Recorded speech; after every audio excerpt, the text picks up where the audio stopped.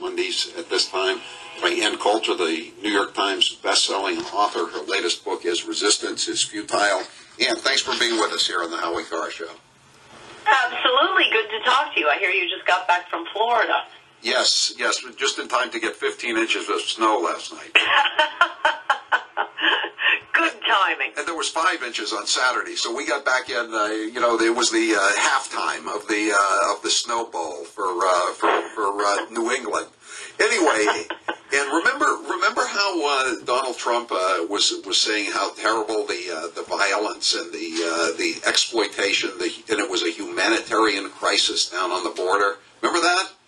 Yes, I do remember that. And remember how the New York Times and the Washington Post said that there was no crisis on the border, that it was everything was hunky-dory down there. Remember that? Yes, if anything, there are fewer illegals coming in. Yes. Which they came to by reclassifying what an illegal is. So, just by the way, put a footnote in that. So it's much like the New York Times reported that there was no starving of the petite bourgeoisie in the Ukraine during the 1930s by Joseph Stalin, right.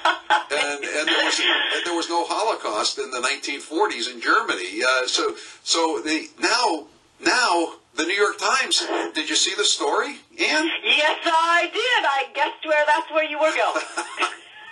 I'll let Ann explain the story. I'll just read you the headline of the story. This is the New York Times. Never mind all those earlier stories. This is the new story. You have to pay with your body. That's a quote. The hidden nightmare of sexual violence on the border. Yes, and the article admits that this barely scratches the surface, the ones they were talking to. No, it's a weird schizophrenic newspaper right now because they appear to still have some actual reporters. Not many, but some of the old school shoe leather reporters who find interesting stories that people wouldn't know about, go and investigate them and then report them. For young people, that's what we used to think of as news and reporting. But the new generation, no, it's pretty much just sit back and write social justice warriors pieces to prove how much more woke you are than other white people. And yeah, their social justice warrior division is not really in sync with the actual reporting division at the New York Times. But this basically confirms everything that President Trump has been saying before he declared the national generally emergency.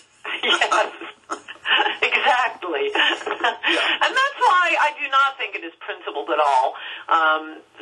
Since you mention it, and I like a lot of things about him, but for Rand Paul to be voting against the national emergency declaration, look, I know this may sound principled to the libertarian types, but I'm sorry, it is an emergency. Just because no one else was ever willing to deal with it, no other president, compare it to every other declared national emergency and ask how many Americans were being killed by those national emergencies compared to this national emergency.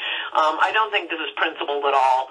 And for those of you who know anyone who votes in Kentucky, you should tell them to call and complain to Senator Rand Paul. But, the thing is, you know the way this works.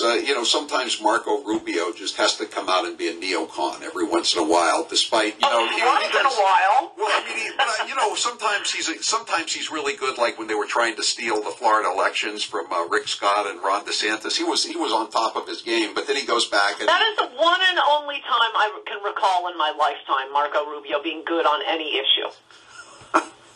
Well, he's been, I'm willing to be corrected, but now that you mention it, you are right, he was good, and I remember being shocked, but I didn't think to myself, it's like that last time he was good on... Well, but Ann, then I'm stuck. And, you have to judge a man by his enemies, do you not? And do you remember when Marco Rubio was framed by the New York Times when they said he had bought a yacht? I agree with the New York Times on that one. A yacht? That wasn't a yacht. That was a fishing boat. Half of our neighbors in South Florida have boats like that, Ann. Come on. If they used the word yacht, perhaps that was incorrect. But the substance of the article was that he was an absolutely ridiculous spendthrift. Yeah. Well, who is it, though, really? Come on, Ann. You and I aren't. Do you spend more money than you have? No, I don't. No, I don't. He he was spending a lot more money than he had. It was embarrassing for someone who expected to be president of the United States. But, of course, the most embarrassing thing, in case any of you are unfamiliar with Marco Rubio's work, I should probably explain where my venom is truly coming from, and that is he ran for Senate in Florida promising that he would oppose an amnesty. He had been kind of weak on that in the state legislature. I obviously spend a lot of time in Florida, know a lot of people, a lot of the talk radio hosts. Our friend Joyce Kaufman got him to swear on his mother's life, because he ran as a Tea Party candidate, but in order to get the Tea Party conservatives, the people who really fought for him to win, he had to swear he would not support an amnesty, he would oppose it, and so on and so forth. He gets to Washington. What's his first bill? Amnesty! Yeah. But like I said, but all of them have weak points. Like in Rand Paul's case, more than a weak point. In Rand Paul's case, he likes to be this constitutional scholar, and like you say, it's a way to throw an olive branch to the libertarians. To the nut libertarians. Yeah, the nut libertarians. Not the serious libertarians. Yes. The thing is, Reed. The pot question seems to be on the verge of victory. So the libertarians need a new issue now that they can get stoned all day and just drive to the marijuana shops in half the states, and in a couple of years it'll be all the states. You know that. Well, I'm glad you mentioned that. I may write about it this week. I'm reading this fantastic book by a New York Times reporter, Alex Berenson, on the truth about marijuana. And I recommend right now, you won't even have to read my column, I don't know, this week or next week, I haven't decided. It's called Tell Your Children. And, oh my gosh, Howie Carr. I mean, doctor friends, I know a lot of doctors. They've been telling me this for years, sending me, JAMA studies and so on. And I told some of them to get it too. This book is stunning. It is such a scam. This is all, well, I'll say more about it. But for one thing, your odds of developing schizophrenia quadrupled if you smoke pot, basically before the age of 30. Yeah. I mean, not that many people will get schizophrenia, but at least with a lot of other things, say smoking cigarettes. Okay, you increase your risk of lung cancer. What does that mean? It means you're incredibly productive for like 50, 60 years. At a relatively old age, you get lung cancer, you die in 6 months. Okay, everybody's sad, but you don't cost the government anything. You certainly do not kill your entire family with a hammer. That's the difference. Hey, listen, Ann, I get in big debates all the time about marijuana on this show. I mean, because we have a libertarian pro-pot, generally heavily pro-pot audience, and they say, you want the government out of every other form of your life, but you want to keep us from having marijuana. I don't want to stop any. If people want to smoke marijuana, they go ahead. It's a free country, but I don't think we should make it as available as it's becoming now. That's the problem. I mean, we've done it with gambling. We've done it with gambling, Ian, and it's. I think that's a huge mistake. Yeah, it was a huge mistake, and by the way, wait, there are two errors in what you said. No, one isn't an error. I just wanted to point out, this image of like the laid back, Grateful Dead attending pot smoker. Oh, they're so peaceful, so easygoing. Oh my gosh, you say one critical word about pot, both of us are going to be overwhelmed with people denouncing us. No, this is all about money. People want to make money. The pot industry, they're set to make a lot of money. But in your description of your position just there, you began with the statement, we're a free country. I would like to put a 70-page footnote on that. Oh, no, we're not. No, we're not. When they become retarded, and you do become retarded even if you're not schizophrenic. Please don't use that word, Ann. Please. It's one of my favorites. From smoking pot and are unable to hold a job or a decent paying job. No.